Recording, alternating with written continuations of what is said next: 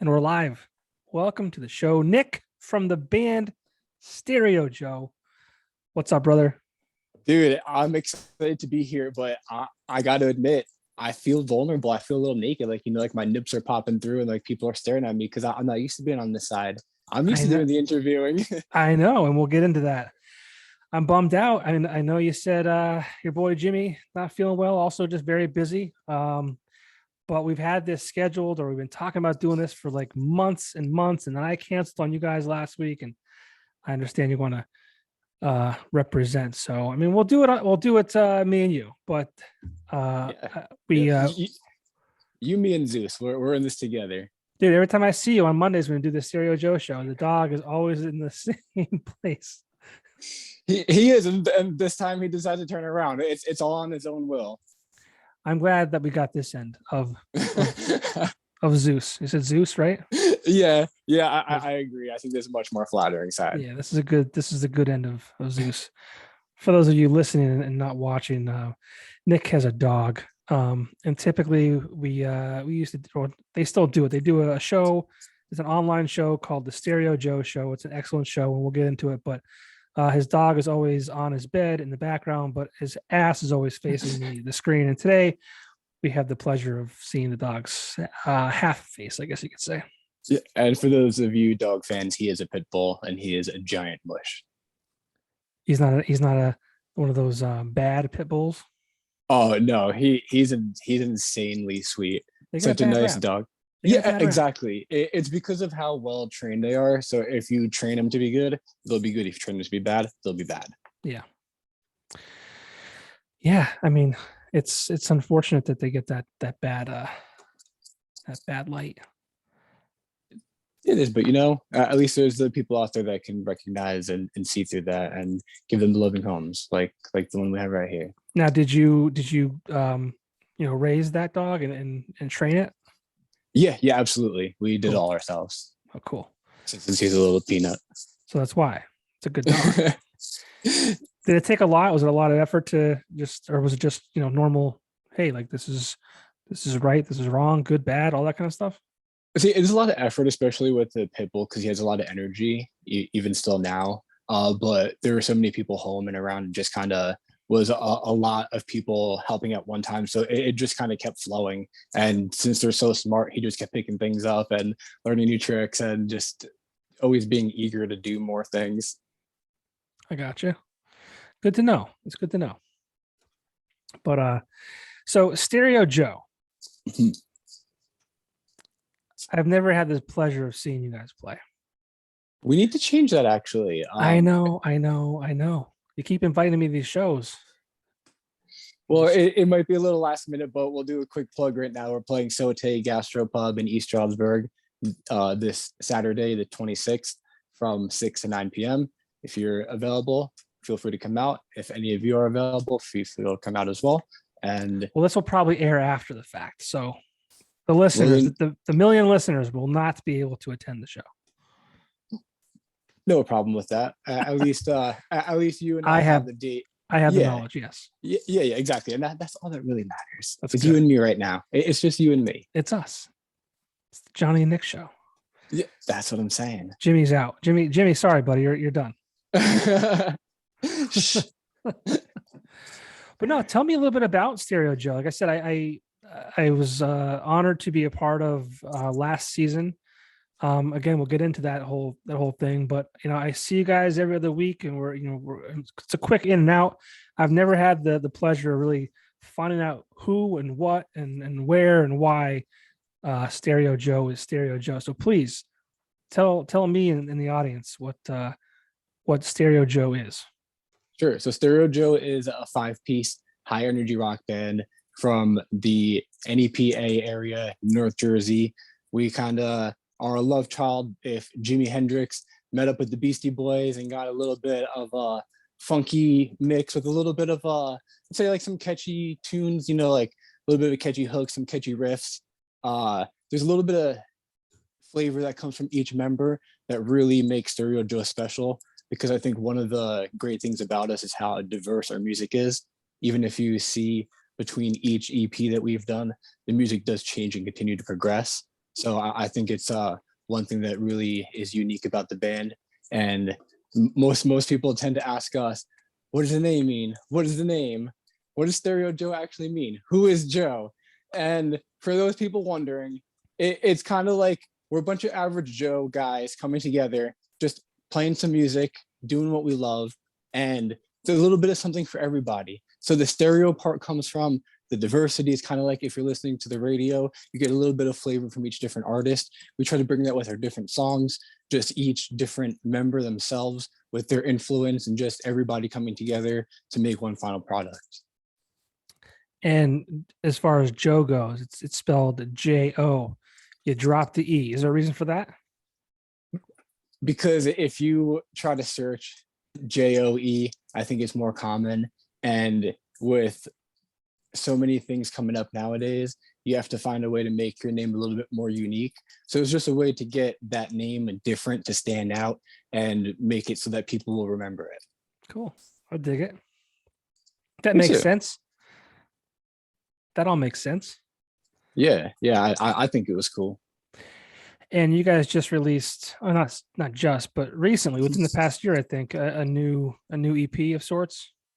That's right. We did release Third Gear, which was actually the first EP that I recorded on. I did join the band roughly about the end of 2018.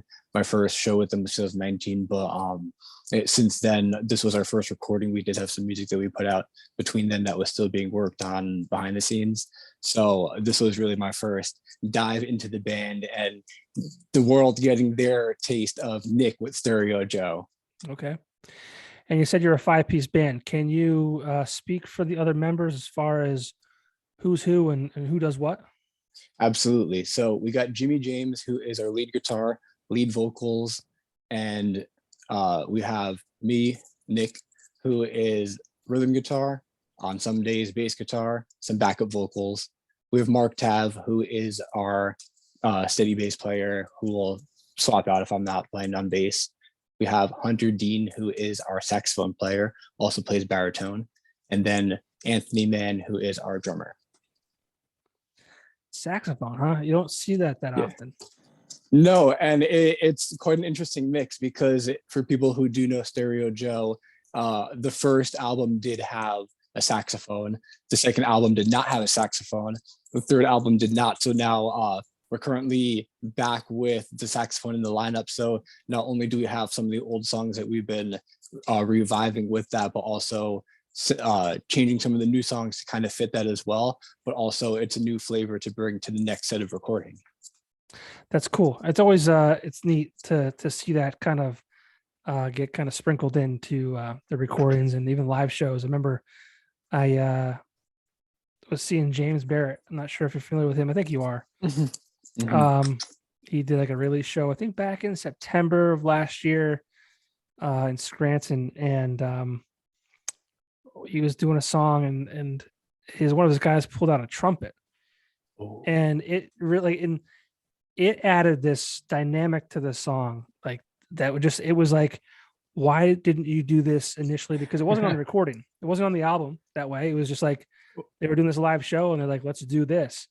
And I was just blown away. So it's always neat to kind of, hear those things you don't hear that often, either pop up in a recording or if you're seeing a show live that, it's not normal to see. And it's like, wow, where did that come from? Yeah, absolutely. I fully agree. And shout out to James Barrett and his group. They do a lot of amazing stuff. They've been doing some great shows, and would love to cross paths with them soon. Yeah, he's one of the great talents here in our area. I feel like he's got what it takes to get to the next level, whatever that looks like. I agree too. So just keep sticking with it, James, and we'll see you and continue to be fans out here. Yeah. So, I mean, you guys play a lot, I think, you said Stroudsburg area, New Jersey area, things like that. It's kind of your home base, right? I guess you could say. Yeah, and it's funny because the band is kind of spread out now at this point, but the main base is out of Butler, New Jersey, where we have done some really cool shows in the area. We were on William Patterson Brave New Radio, Brave-a-thon, was actually one of my first performances with the band. We did a live radio take of, I think it was about 5 or 6 songs, and then they pulled us in for an interview. They did that with a bunch of local bands in the area, and I think they've been continuing to do it even right now, coming back from COVID, being able to do it in person now opposed to being it virtual. And we've been just really lucky to get on different festivals, both in New Jersey and Pennsylvania. We played Drought Fest outside of the Sherman Theater last September, and just have gotten the Food Truck Festival October at Pocono Mountain, and just have been lucky to keep getting shows in the area and continue to spread. Just lucky that there's different areas where live music is still able to spread into new areas, especially right now with so many different venues changing and closing. Yeah. Yeah, it's kind of sad to see like all this, obviously COVID has a major, if not, the sole culprit of these venues closing down and just regular businesses in general. Do you find it hard and difficult to, be kind of apart from one another, whether it be to practice or to travel to shows and book shows and things like that? Or are you guys pretty flexible? I think there definitely are some disadvantages, but we are pretty flexible. I actually do go down once a week, mostly on the weekends, and we do practice and kind of do some other like outside of music, but business stuff related to the band, like working on direction and new music and just different things that are harder to do separate apart. But being that we are separate, it gives us the opportunity to network and create these pockets in the area where each member is from. So it does give us the opportunity to spread and be from each of these areas while still kind of being separate. So I think there are advantages and disadvantages, but overall it seemed to really be working. That's good. I mean, I would imagine too, like when you guys do get together, the time together is spent really focusing on getting the job done too. It's like, it's only once a week or once a month or whatever it might be. So, that time's not taken for granted. So that's an advantage too. Yeah, exactly. Luckily, we have some good people, good talented people working with us, so it makes it easy to do those kinds of things and to really mesh together when we are together.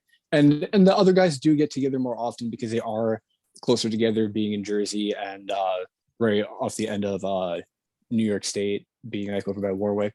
So it's easier for them to kind of get together like throughout the week with their work schedule. So I kind of tend to just get in there for when I'm able to during the weekends, and really it's different for shows though, because we're pretty flexible on that. If you give us a weekday show, we'll find a way to make it work. That's good. That's good. And you said that you joined the band around 2018. How long has Stereo Joe been around, in its entirety? Stereo Joe first came together in 2015, and it did start out as a 3-piece initially. And from then it just kind of kept growing, and throughout the years kept adopting a different lineup as far as a 4 to 5 piece, which is our current now. I think throughout the years you can also see how the style has changed and really progressed, not only as the members kind of came together, but also just as time itself changes, because music is always progressing, and so for so much our interest as well. So bands kind of have to find ways to keep it new. Yeah, absolutely. I mean, you always like see like your favorite band where they'll release an album and the next album release is like different, and like you'll hear people say, "Oh, they sold out," or "Oh, they did that," or "This record sucks because it doesn't sound like their last one." And it's like, well, I mean, is it really fair to expect like artists? You think about an artist and they're creative and they take risks and things like that. Is it fair to like make them do the same album over and over again? No, and I get it as a fan with my favorite bands growing up, always liking the certain songs, but also really being interested in loving new things they would put out, especially if it's something different than before. But as a fan, I totally understand people wanting what they're used to or what they like from that artist. But like you said, as bands do progress, they do want to put out something new and try to challenge themselves and see where they can take the music. Because if they put the same thing out, then it's going to get boring for them and boring for the fans too. Yeah, I mean, I'm guilty of it. I mean, just prime example. I don't know if I'm sure you're familiar, but Brandon Boyd, lead singer of Incubus, he just put out a new EP, and I literally hated every single song on it. Hated it, hated it. It sounds nothing like Incubus. Not that it should, but like he did an album, I think it was 2010, like a solo thing, and I thought it was decent. I mean, the recording itself sounded kind of like shoddy, I guess you could say, but like it was still like good.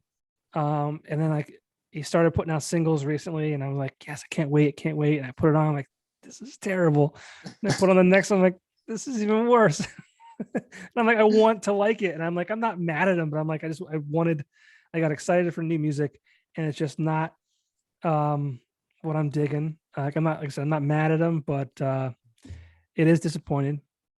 But there's fans out there who will rip their favorite band apart. I mean, A Day to Remember. Do you remember that album last year? Are you a fan of them? Yeah, a huge fan. Yeah, they got tore up, Yeah. and I really liked it. I did too. And you see, I think that's a good and bad thing. I think that it's good to have honest fans where they do give you feedback based on what they actually do enjoy or what they want to hear out of the band. So it gives them an idea of what direction they should kind of be following, but still change it up.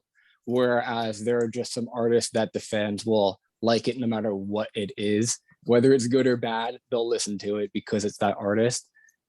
So I think having some constructive criticism from the fans is a good thing. Yeah.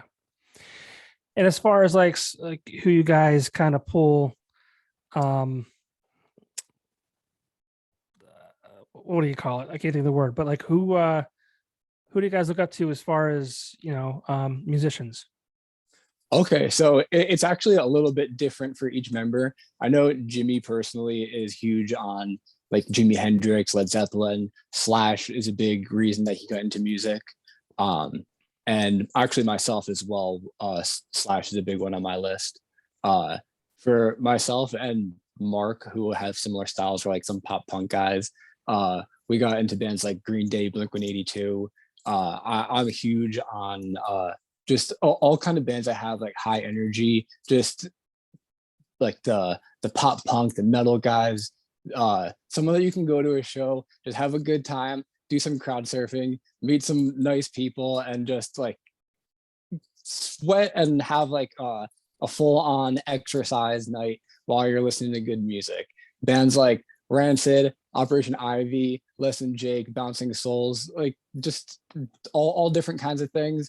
And my style really dabbles into different things here and there, but I'm really open to listening to any kind of music because it helps really add to what we can come up with. Yeah, it's cool. It's neat how like every member kind of has a different go-to, and they can kind of pull from that and bring it to the table as far as Stereo Joe goes. You mentioned crowd surfing. You ever crowd surf before? Oh, all the time. Really? Yeah, I think my first show I went to was the Misfits at Starland Ballroom. I want to say something like 2010 or 2008 or something like that. And that night I crowd surfed, I mosh pitted, I did it all. I lost my shirt.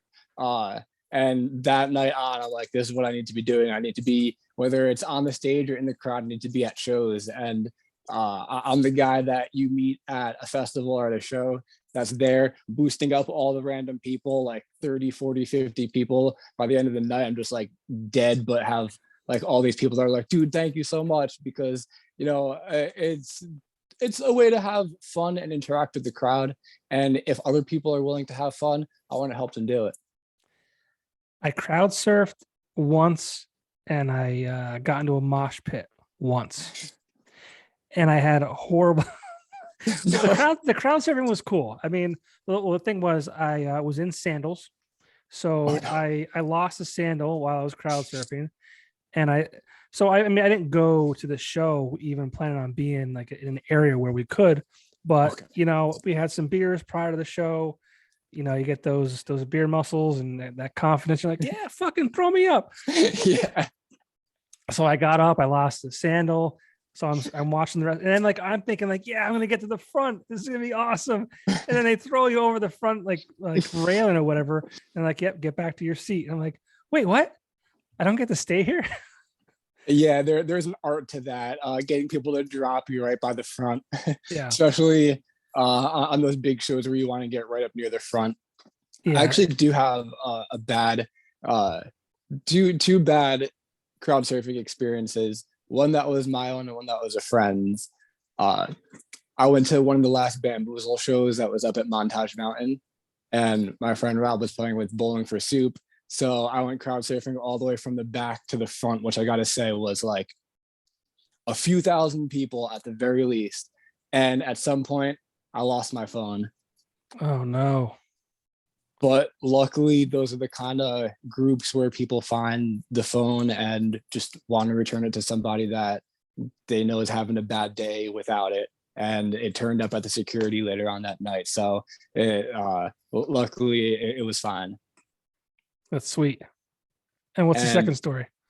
a friend of mine was at Bamboozle, and he's about 6'2", and well, he was crowd surfing. A big hole opened up, and they just dropped him straight on the pavement. Mm, So beware if you crowd surf. Sometimes people aren't paying attention; they'll get kicked in the head. They'll drop you. It's at your own risk. yeah, for sure.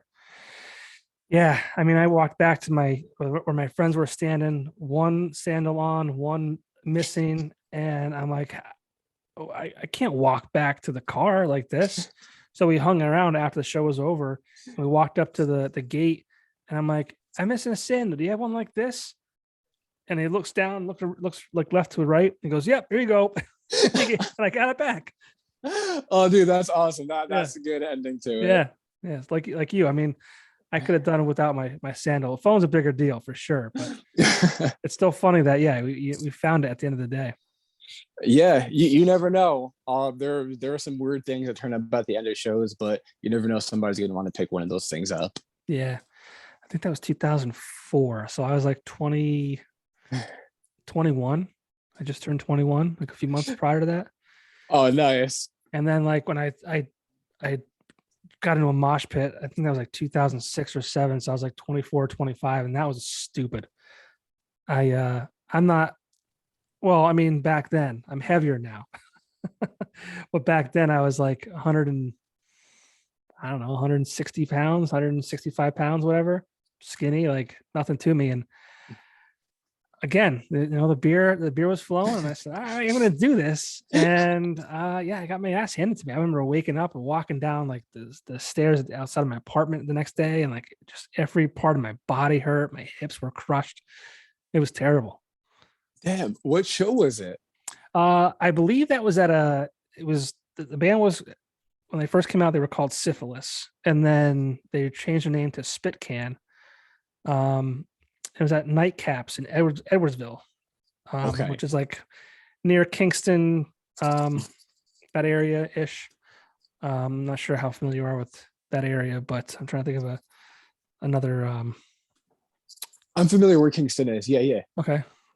So yeah, it was a really cool nightclub back in the day. It was, and even before Nightcaps, it was like Jitterbugs or some shit like that, which it was always a popular like nightclub slash show venue.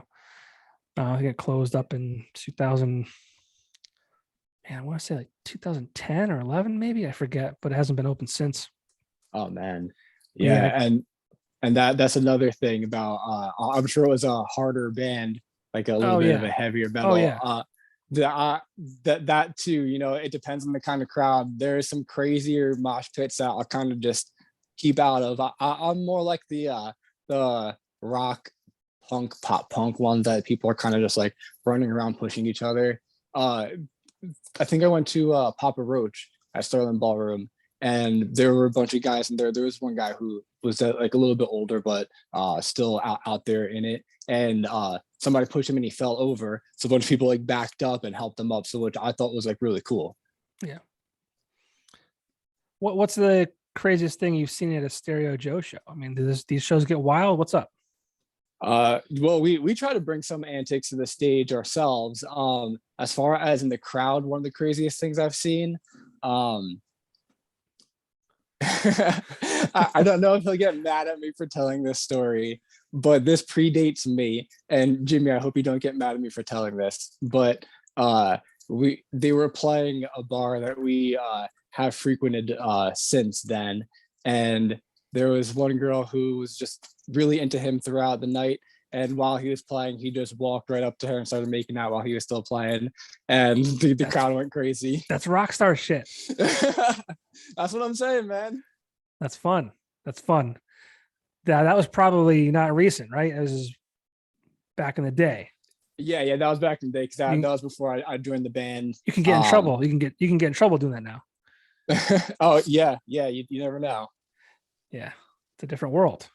Yeah, and we try to bring some fun to the stage with props and skits and just different things to keep the audience engaged, whether it's balloons or some stories, Valentine's Day candy, just different things to keep the audience on their toes, wondering what we'll do next. Well, yeah, and I mean that's pretty neat too, because a lot of bands just get up, they play. I mean, they might have a great show, but it's they get up, play, and they're done, right? I mean, at least if I came to your show and I didn't even know who you were, at least if I'm seeing that kind of stuff, you're doing weird things. End of the day, even if I didn't like your music, I could be like, those guys, gave it their all.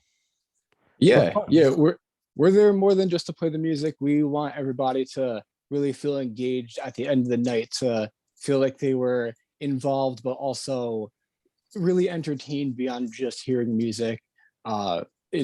Whether it's lights that we could have or just a different way to bring something new to each show. We want to make it special for each audience. Yeah.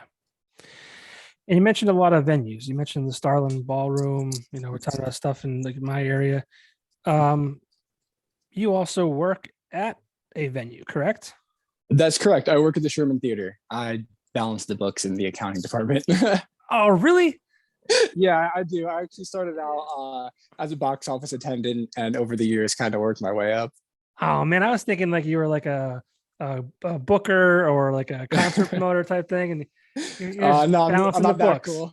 Yeah, no, I'm not that cool. I'm just the money guy. Oh man, well that's important.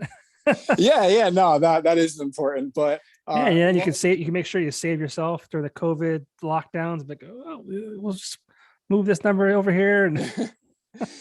No, but throughout the years of moving up from the box office to accounting, I actually did gain a lot of experience that did help out with the band overall. I was lucky enough, my boy Tim G, who was there when I first started, really showed me the ropes of like the office and how to like get acclimated working in the venue, because it really was my first experience doing so, and really like how to reach out to bands, how to network, how to book bands for the showcase, which is the smaller portion of the theater, which we host mostly local bands or touring acts that do like about 100 people per show. And by gaining those skills, it really helped me take that to my band and approach venues the way that I would have wanted artists to approach us. Mm-hmm. Dude, the Sherman Theater is probably one of my favorite venues, like within like driving distance. Well, everyone's driving distance, but like, a quick 45 minute to an hour drive away. I mean, I've seen so many bands there, like some of my favorite bands. I mean, I've seen Blue October there probably 5 times. Switchfoot, Jimmy Eat World, I think once or twice. I remember one week when before we had our son, I think I was at that venue twice. I saw The Used and Chevelle was there, which it's insane. It's like this room, like it's such a cool building and a cool theater and a cool space. And you guys bring in great talent. Out in the front, it is so deceiving because it looks like a small building. Yeah. But from the back, it is actually a wide brick building. It was built in the late 1800s, early 1900s. It started out as a vaudeville theater and kind of integrated and changed throughout the years to be a concert venue. And since being taken over by Rich and Catherine, there really has been some amazing acts and things that have gone through. Because not only do we do shows there on site, we've done different things at Mount Airy's Event Center, their outdoor summer stage. We've done festivals in Waterloo campgrounds, Pocono Mountain Carnival campgrounds. Anywhere that you can put on a show, call the Sherman Theater, and we got you. That's like, it's good to know. Yeah, man. I mean, I saw Scott Stapp there. Oh yeah. Creed, shout out Creed. Love Creed. I'm kind of glad that TikTok is kind of bringing some Creed back to the younger generation. I'm not sure if you've seen that or not, but no, like there'll be like someone in their car, and they'll be like they'll be pretending that there's a car next to them, and there's a Creed song playing, and they're like, I'm not gonna sing, I'm not gonna sing, I'm not gonna sing, and then it's like, hold me now. Yeah, it's awesome. Oh, I gotta check that out. Yeah. I'm not much on TikTok, but I have to check it out because I am a big Creed fan too. Oh my man, that's awesome.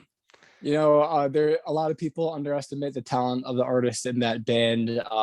Tremonti is an insane guitar player. If you hear his solo current stuff, he's a monster. Yeah. I saw the Wonder Years there. Nice. I was at Mount Airy, something that the Sherman Theater did at Mount Airy, like you mentioned. It was Sublime with Rome.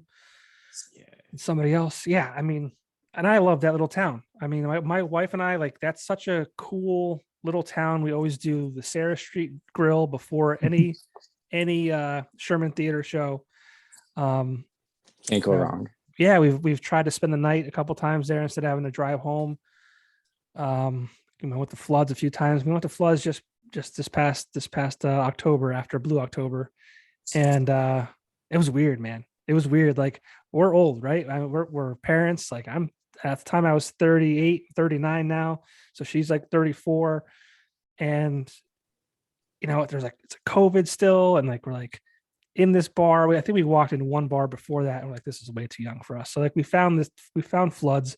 We found a seat in the corner, and everything was cool. But like, I mean, seeing some of the way these younger kids dress, it's just weird for me as an old man, right? I mean, there was a girl there wearing I think I said, like, I'm like, oh, I didn't know that Carmen Sandiego was going to be here tonight. She had like this weird, like this weird hat. Like, I'm not making fun of her. It's as an old person now. It's just like, that's what we're going through. Sure. I had to shit really bad. And that's not a venue that you it's not good. It's not good. Anyone listening or watching, like, if you have to poop, do not do it at floods. But so I had to go. See, I had this problem. I had a problem where it's like, it happens, and I have a countdown, like 30 seconds before I'm in trouble. So I was like, I don't have a choice. So I went to the bathroom, and I'm like, yo, dude, like watch the door for a minute, really? And he's like, yeah, no problem. He fucking left. Oh, so I'm there, and so like, when I say it's a bad place to poop, it's bad in that there's no stall, separating the urinals from the toilet. And then one guy walked in, and I'm like, yo, what's up? And he's like, oh man, what's going on? So he started pissing in the sink because he didn't want to get too close. I don't blame him. But I'm like, yo, don't tell anybody. Don't tell anybody I'm doing this. So, no, don't worry. He fucking opens the door. He walks out. This guy's in here shit. And I'm like, whatever. I'm like, you know what? Like, I probably have the hottest girl in the room, like, as my wife. I'm like, I don't care. Whatever. It's fine. Good old floods. That's what you can expect, though. It was great. It was great. I'm not even like mad about it. It was like, thank God. If I hadn't had a few beers, I'd probably be super embarrassed. But you get to a point where it's like, and then I'm old. I'm like, I'm never going to see these people in the rest of my life. So I'm like, I don't care. Yeah, who cares? And it's a nice spot. You get some cool beers. There's live music. Even now, while most places aren't doing live music, I think they're doing it once or twice a week. Still keeping up with it. So it's cool if you're in the area, check them out.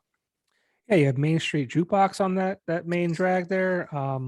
There's other bars that are cool too. My buddy got married there back in 2013, so we had like this whole like bridal party there, and after the wedding party, and is it Siamsa? Oh, Shimsa. Yeah, Shimsa, yeah. okay. That was always a cool spot. Mhm. Um, yeah, it's a great little town. Yeah, there's so much to explore in just that one short strip of Main Street. It's insane. Yeah, you mentioned you guys do like it's like smaller showcases. Talk about that. Mhm.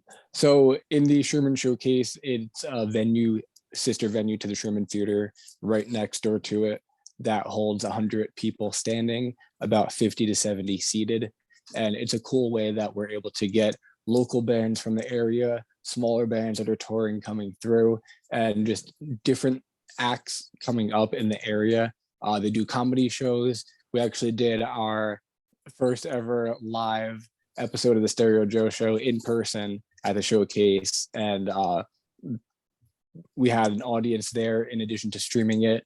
They're starting an acoustic series for local bands to do an intimate night where you get an acoustic set, a full band set, and just uh, one-on-one night with the band, 3 hour set straight through. Our friends in the Magwas are actually doing the first ever one, February 25th, which is this coming Friday. For those of you that are listening after the fact, I'm sure it was great and you should have been there.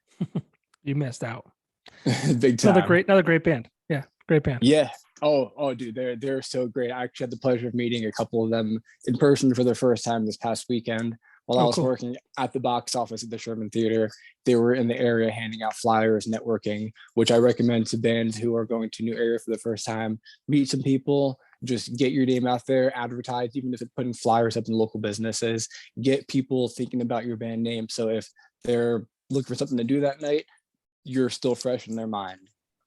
I love that guerrilla marketing shit. I mean, that's and I mean they're not young guys. So it's like, and not that they're old. I think they're probably all in their like mid-20s, right? But like, nothing's beneath them. They're like, we're gonna hit the ground, hit the pavement, hand out flyers.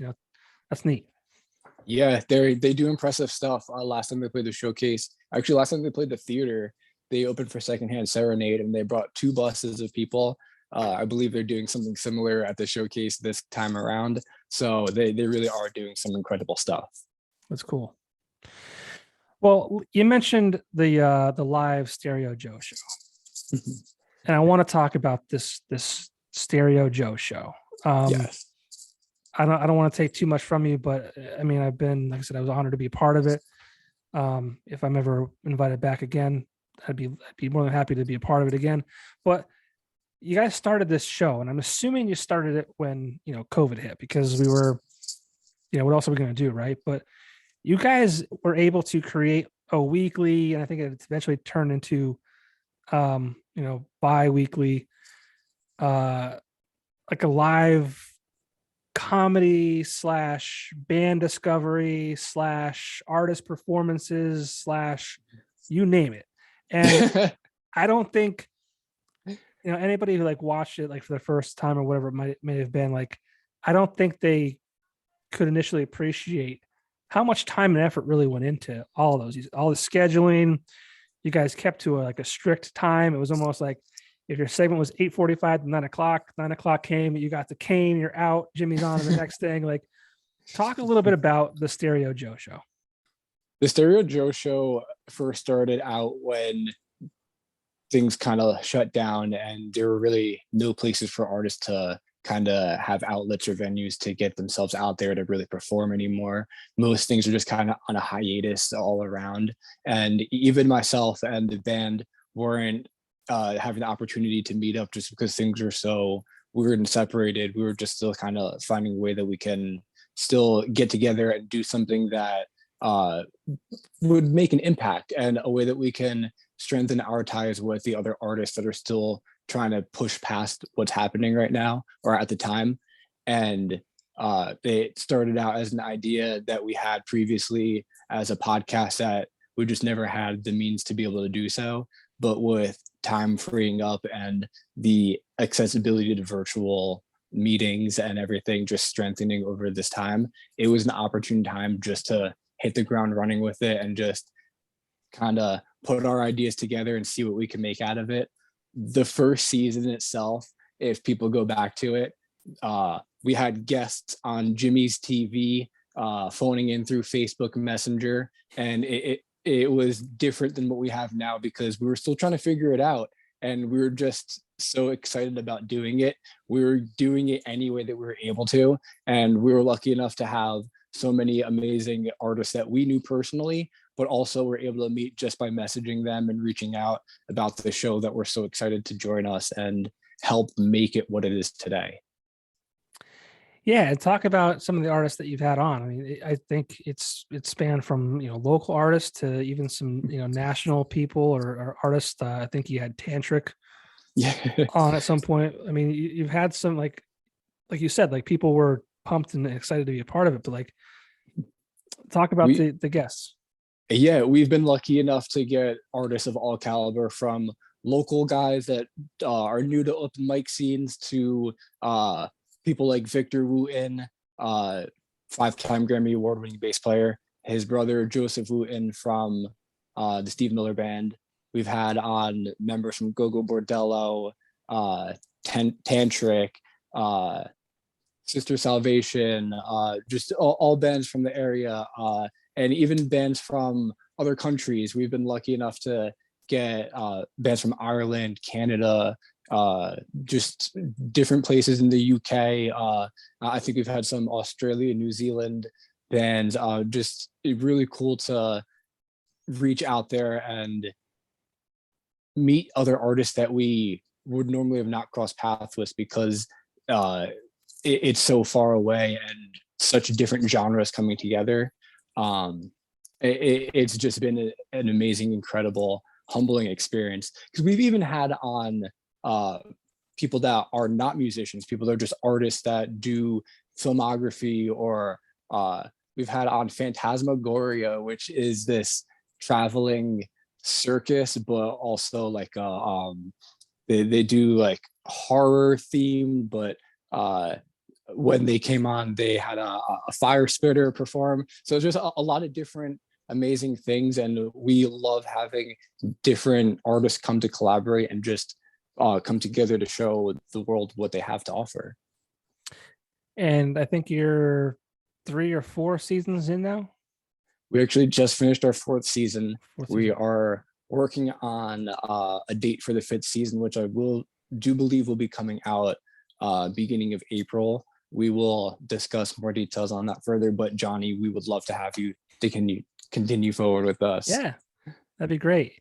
Yeah, I mean, and then you wrapped it up season 4. Like it's always live, right? It's always like a virtually live, but you did it. You said like on location at the showcase room next to the Sherman Theater. What was your first live show like? So you're right. Everyone is live. We do stream them on the Stereo Joe Facebook and YouTube pages, and I believe our Twitch as well. So those are great ways to keep up with what we're doing and see our episodes as they come out, because we do post them live, but also they're up after the fact if you can't catch them live, so you can still watch the playback. And I think doing this first one live was a great eye-opener to the people who are there in the audience to see how much actually does go into doing one of these shows.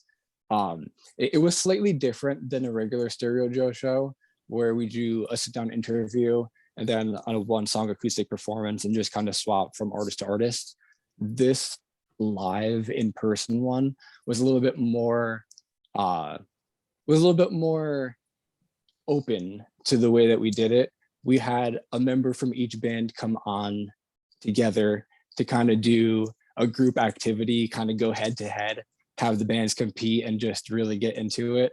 The first thing we did, we had them come on and do a Lego build where the 2 bands each had 3 members, and they all came up and went head to head to build a Lego model that we had, and whichever band was able to build it first actually won some prizes. And after that, we kind of transitioned to some interviews and live performances. It was a lot of moving parts, but we were just able to schedule it in a way that allowed for us to move things around, but still work with it in a way that kept the show going. We had our bass player, Mark Tav, over in the vestibule of the Sherman Theater doing interviews with the artists, like a little one-on-one thing, so you get to know them a little bit better. We actually had a virtual performer, Henry Invisible, who's a one-man funk band who does the whole looper funk band performance, insane on every instrument, playing virtually from Texas, filling in between the performances, kind of giving us a chance to have a breather, let the room kind of chill, do some raffles, and just kind of get everything set back again. Yeah, I mean, how long does it take for you guys to kind of like, I mean, do you sit down and write, and how do you plan for all these? That's a great question. Since that was the first one, we actually kind of adopted some of the segments and ideas we do from another show that we did when COVID first popped up, called Brews and Crews. We it's similar to the Stereo Joe show, where we bring a couple of artists in, but for that we do a few in-house and a couple virtual. So we were able to kind of get some ideas and know how to set things up and just have like a structure.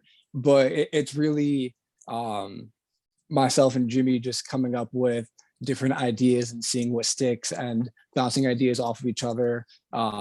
Me might having a partial idea or vice versa, and the other one just being able to kind of build upon it and strengthen it. It's a really great reason why we work so well together.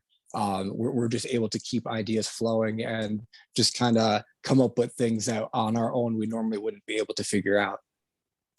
Yeah, I don't know how you do it. I mean, I jump in for my 15-minute segment. You guys have a guest for me to interview, or I have one that I talk to you about, but I'm in and out. But like, I don't even know. I don't even want to see your computer or your notepad or whatever you have, because like it's not just like one guest. It's multiple guests. It's multiple people. You have, the girl who does the review, like the album reviews. Yes. Yeah. It's like there's a lot of moving parts, and like my brain hurts just, I have a hard enough time doing this. Me and you, one computer setup.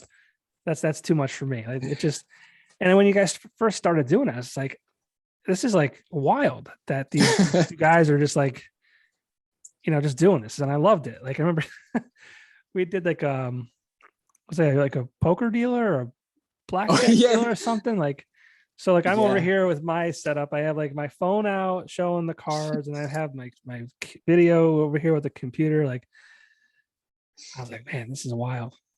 Yeah, that was definitely one of the earlier seasons, and that was one of the finales. We tried to do something different and special for each finale, and we were lucky enough to have you say yes to something so crazy that we came up with, and we're still trying to figure out as we were like doing it. It's like we had the idea of it, but the execution itself we didn't know until we had it going in motion, because like what cameras and stuff we had to work with. But I think it was a cool way to get you introduced into the show, and I'm glad that you said yes and continue to say yes now to join us, because I think you're a great addition. You bring some cool acts that we wouldn't have known of otherwise. You bring some professionalism to your interviewing, whereas me, I'm a little campy, I'm a little silly. And so it's good to see all the contrast of everybody coming together, and it's what really makes the Stereo Joe show special. Because if it was just me and Jimmy, it's one thing, but having you, having Alyssa, having Remy, it brings all different flavors and really does make it something more than just us coming here. It's such a good collection too, because like Jimmy's like off the wall. Like whatever energy he like, I need like a tenth of his energy. Like I'm like. It's so much fun to watch him. Like, he's so quick, and it's great. And then you're kind of like, I would say like you're a step down from him, and a step above me as far as energy level, I think. But yeah, I mean, and the girls are great too. It's a lot of fun, and I hope people keep tuning in and appreciate the effort going into it, because like I knew from the start, I'm like, this is not easy. There's no way that this just happens. And I mean, you have like the tickers on the bottom of the screen with links to the band's information and the artist information, the whole 9 yards. It's great. And that's why I feel so weird right now. I feel like I should be typing links, posting up, like getting like the next video queued up if there's no performance. It's like eh, there's a lot behind the scenes. Keeping the audience engaged because we do want feedback for the artists that are on, especially if they're new artists that are new to the fan base that's there. We want them to feel welcome and get people looking forward to not only meeting new bands, but meeting friends that they can come back to the Stereo Joe show in a future episode and hop in the comments or just kind of be engaged and know that they have a place where they can meet some other cool people that have similar interests and, are there to support whatever's going on. Yeah. Nick, how do you keep that beard so nice? Is it time for the beard ad?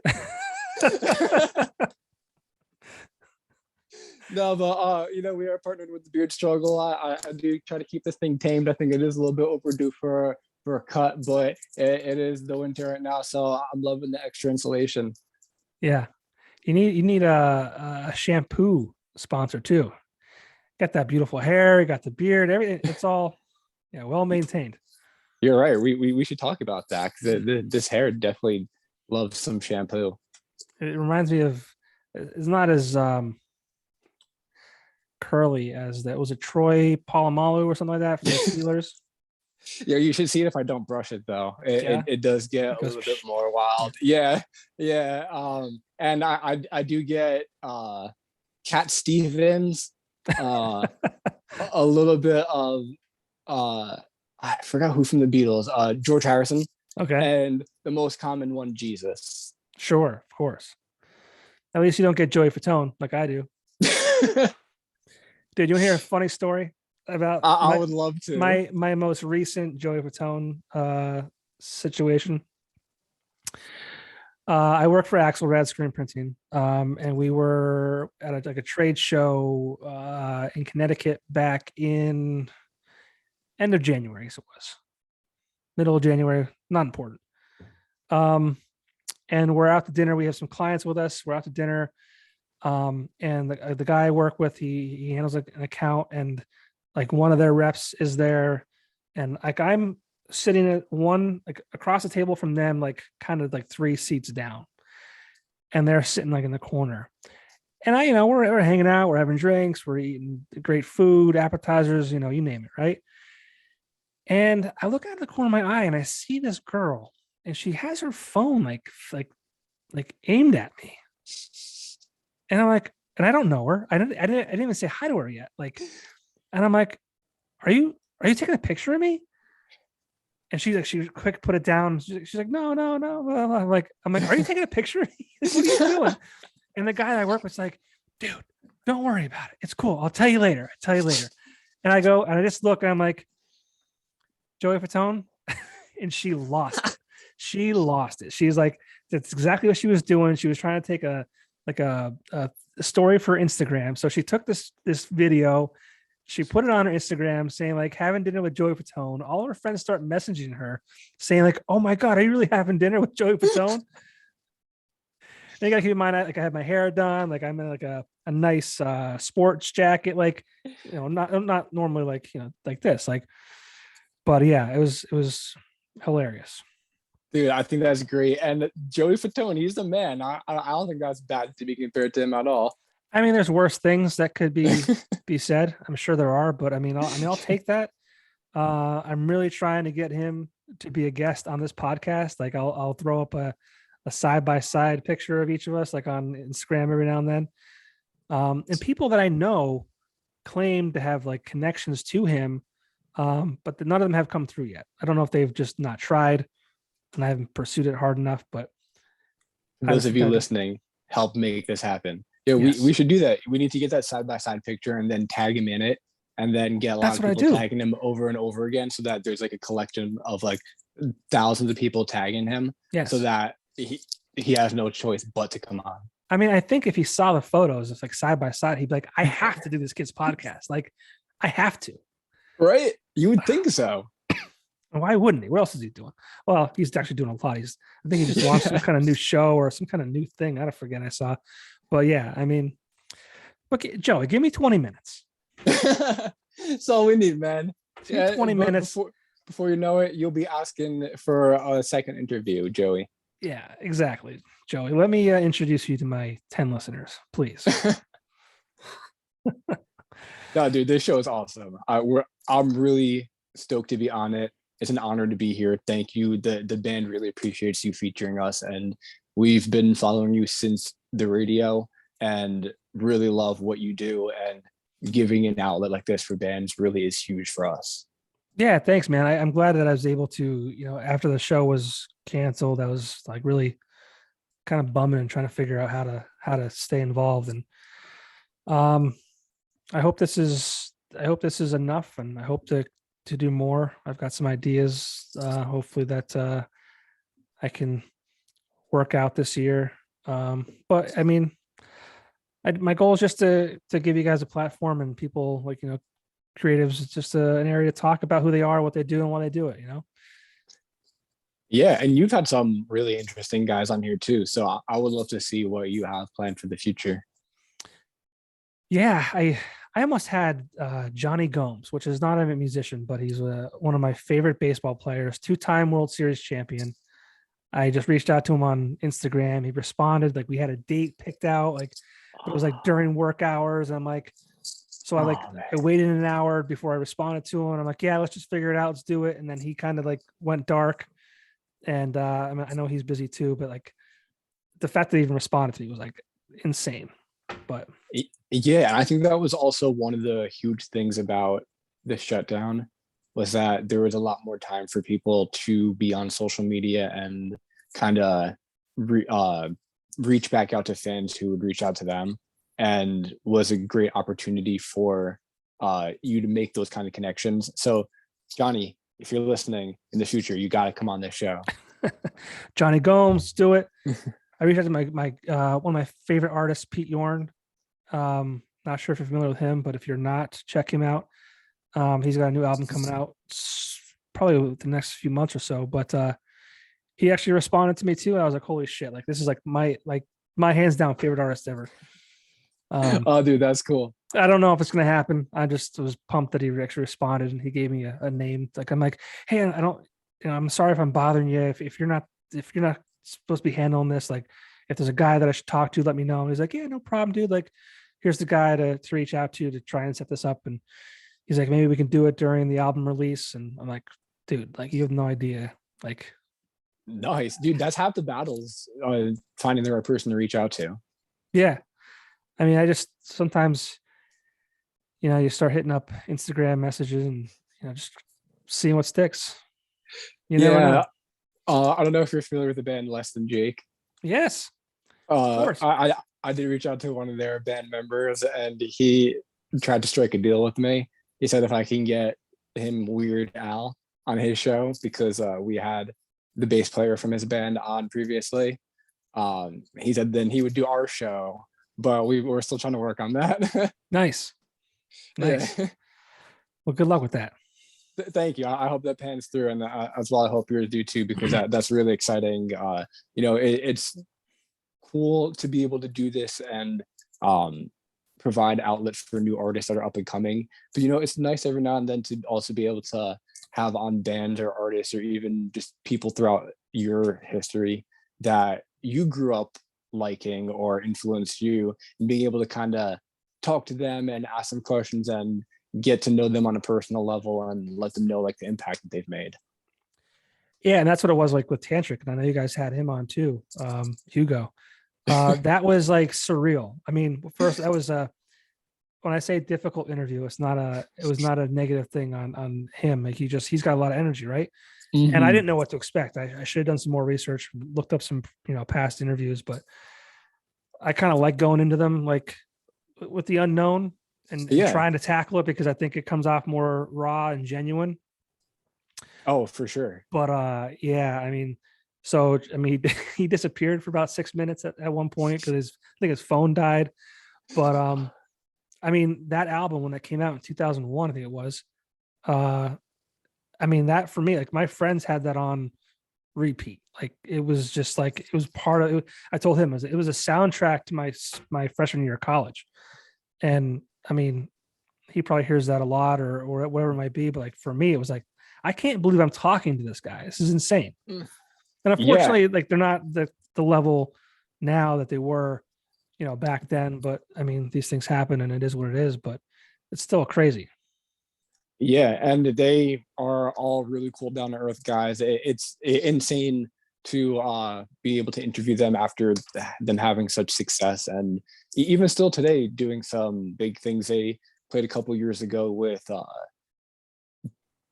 Puddle of Mud. They Hmm. did that Mud tour, Right. and then I think right after COVID, they did a tour with Saving Abel, and we were lucky enough to be able to play the Stanhope House show that they did. It was actually my first introduction to seeing them live for the first time, and they still put on a great show. If you are able to check them out, they are crazy both on the stage and off the stage. If you ever have a chance to drink with them, that is a whole nother thing. Yeah. Yeah. That is, I mean, if any of those guys are listening to this or listening to any of my podcasts, like I can't thank them enough for your, entertaining the idea, let alone actually doing it. It's one of the highlights of my time doing this for sure. But yeah, but thanks for the kind words. I mean, I really love doing it. It's hopefully one day I'll get out of my basement here and my bar, and I mean it's good for what it is right now, right? But ideally, I'd love to have like a studio and where people can come hang out and have beers before and like just look each other in the eyes and talk to each other like humans, like we're supposed to. But Yeah, I think that would be amazing, and I look forward to the day that you do achieve that, because you've put on a lot of great artists both locally and national touring guys. I think it's a great thing you're doing, and well deserved to get you in a nice little studio. that'd be great. Yeah. But thank you for taking the time to do this. I'm so happy that I got to know more about Stereo Joe, and anyone watching or listening to this, go check out the Stereo Joe Facebook page. Check out the past Stereo Joe shows there. You said YouTube, Twitch. Um, if nothing else, you'll be entertained. Like I said, Jimmy and Nick here are pros, and they're funny to watch and talk to. And yeah, I love what you're doing. Again, you're doing something similar, but different. I think you add a lot of value to what you're doing with the shows. Whether it's the Stereo Joe show, the Sherman Showcase shows, those are great ideas and great things to do. It's just it's a great thing. It's always fun to be a part of people's lives, like you and Jimmy and just people like that. Just we're good people doing cool things. So thank you for letting me be part of what you guys do, and thank you for highlighting people around you. Of course, and it's an honor to be a part of this. Thank you for having us to be here for tonight. And we do have all those things up on the platforms you mentioned. If you want to check out our music, we're up on Spotify and on SoundCloud. We have 3 EPs of music and are actually working on a 4th one, which is different than anything we've done before because it is an electronic album. So we're really stepping outside of the realm of what we normally do. So we're just always trying to keep doing new things, keep it different, and always pushing forward. Cool, man. Well, best of luck with that. I will one day see a Stereo Joe show. Anything, speaking of shows, anything in the future beyond from like March moving forward? We have some things in the works, no concrete dates yet, Okay. aside from the potential EP release. We're looking for early spring, like maybe May-ish. So it'd be good to follow us on Facebook and Spotify so you can get up-to-date release information on that. And once we put that new music out, we're already thinking about what's after that and the next batch of songs that are coming together already. Sweet, man. Well, thank you very much again, and best of luck with all that. Thank you. It was an honor to be here, and I thank you for having me tonight. All right, man. Thanks again. I'll see you soon. Take care. All right, later.